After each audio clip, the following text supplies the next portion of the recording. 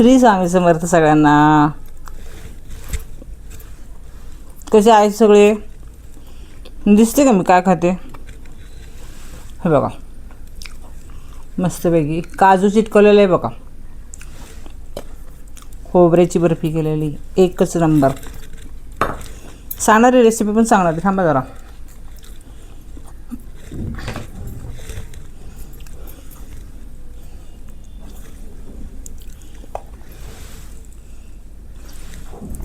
डिंक लाडू केलेला आहे, ती पण रेसिपी सांगणार आहे.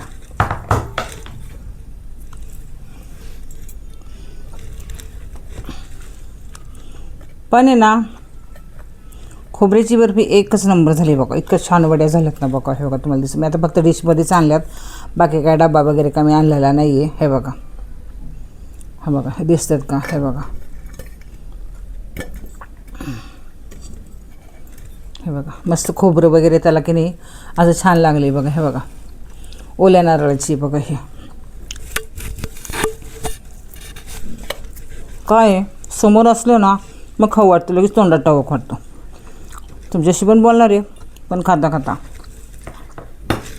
काय झाले बघा. पाऊस पण पडते, थोडी हवा पण थंड आहे. म्हणलं चला आता उपवासाला पण सुरुवात झालेली, त्यामुळे प्रत्येकाच्या घरात गोड ही असतंच. माझ्या घरात असतंच रोज गोड. आज काय शेवयाची खीर, उद्या काय लापशी, परवा काय बासुंदी, म्हणजे असं रोज काही ना काही गोड. कारण हा खाण्याचाच दिवस आहे आणि खाण्याचाच महिना आहे, कारण उपवास असतात ना, त्यामुळं खाऊन घ्यायचं. तर बघा ओल्या नारळाची मी बर्फी केलेली. आता समजा तुमच्याकडे नारळ किती तो अंदाज लावायचा. माझ्याकडे एक नारळ होता, तो चांगला खवणीने खवला. आणि जर तुम्हाला खवता नाही आले, पुण्यामध्ये एका ठिकाणी ना ते नारळ खवून पण देतात आणि त्या नारळाचं पाणी पण काढून देतात तुम्हाला. आपला डब्बा घेऊन जायचा, नारळ खवून देतात आणि ते घेऊन यायचं.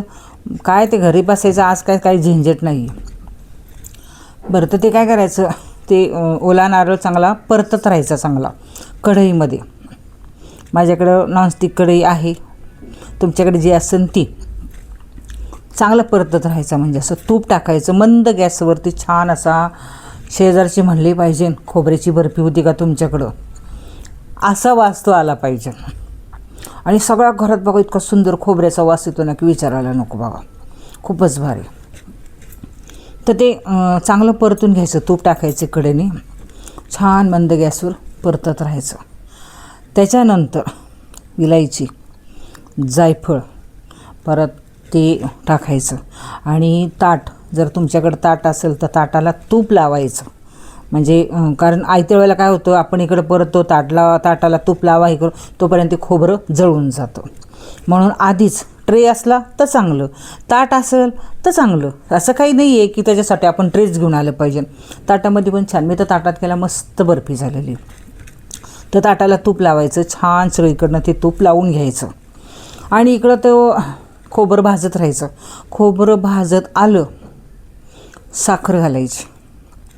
साखर घातली की छान परत ते ढवळत राहायचं सारखं. इकडं ते कढईचा आवाज येतो, खाड खाड खाड खाड, छान वाटतो, जरा येऊन द्यायचा. आणि मग नारळ आणि साखर ही चांगली एकत्र होती, म्हणजे तो चांगला गोळा होतो. मग तो गोळा झाला, मग इकडून मस्त विलायची टाकायची छानपैकी. तुम्हाला जायफळ आवडलं तर तुम्ही टाकू शकता, ते टाकायचं. आणि मग ते गोळा झाला की तो गोळा ताटात टाकायचा. ते तुम्ही ताटाला तूप लावलं असेल किंवा ट्रे लावला असेल त्या ताटामध्ये तो टाकायचा. आणि जर तुम्हाला जमत असेल हाताने तर हाताला थोडं तूप लावायचं आणि असं छान ते थापून घ्यायचं बघा, मस्त थापून घ्यायचं. आणि ते थापल्याच्यानंतर जर हाताने नाही गेलं, वाटी आहे, वाटीच्या मागं जरा त्याला तूप लावा आणि तूप लावलं की ती वाटी चांगली थाप थाप थाप थाप करत राहायचं. ते झालं की मग तुम्हाला काय वाटलं, आता ते बदाम टाकायचा का काजू टाकायचा, पिस्ते टाकायचे, तुम्ही त्याच्यावरती तो टाकू शकता सगळं असं हलक्या हाताने. की परत ते थापायचं. मस्त थापलं की थोडं थांबायचं, लगेच घाई करायची नाही, नाही तर लगेच तोंडात टाकतात. नाही, घाई करू नका. थंड झाल्यावर छान वड्या काढा. मग ती वडी बघा अशी वडी होती. जर तुम्ही घाई केली तर ती वडी होणार नाही. त्याच्यामुळं घाई करायची नाही. थंड झाल्या वड्या कापायच्या आणि मग अशी खायची. ही झाली पहिली रेसिपी. आणि कापल्या लगेच तोंडात टाकू नका. देवाच्या पुढे ठेवा पहिल्यांदी, मग सुरुवात करा खायला, मग हरकत नाही. आता राहिलं दुसरा. हा खजुराचा लाडू केलेला आहे बघा मी, दिसतोय का? तर काय करायचं, खजूर आजकाल बघा खजूर ते ब्या काढलेले पण मिळतात, ब्यांचे पण मिळतात. तर काय करायचं, आम्ही तर त्या ब्या काढूनच केलं. खजूर जर पावशेर असले, ड्रायफ्रूट तुमच्या इच्छेप्रमाणे जास्त टाका कमी टाका तुमच्या ह्याने, ते कापले. मग ते तुमचे मखाने आहेत बघा, ते पण चांगले त्याच्यामध्ये टाकल्यावरती. मी अगदी थोडे टाकलेले आहेत.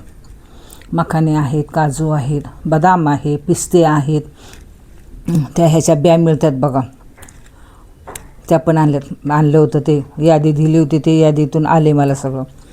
आणि खसखस पण टाका त्याच्यामध्ये. जर तुम्हाला उपवासाला चालत असेल तर खसखस काय टाकू नका त्याच्यामध्ये.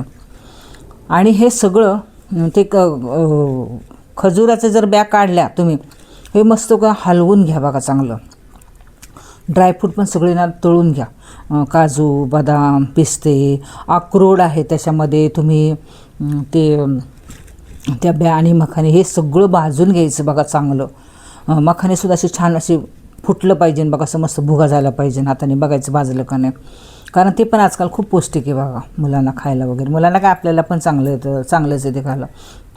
हे सगळं भाजलं ना, थोडंसं थंड झालं की मिक्सरला फिरवायचं, गर्रदिशी मिक्सरला फिरवायचं.